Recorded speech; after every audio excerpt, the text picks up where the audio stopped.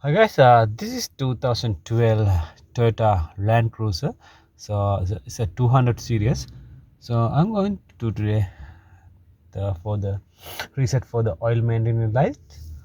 So you can see the trip switch in here. Okay, first so ignition off and ignition on.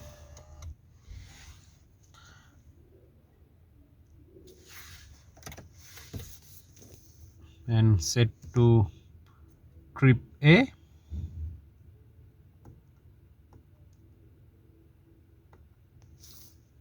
You can see the in here is a trip A. Turn off the ignition. Press and hold the trip button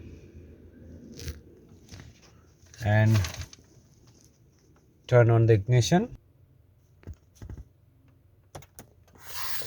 So you can see the reset maintenance data. All good. So this is the end of the video. Thanks for watching my videos. We see you in the next one.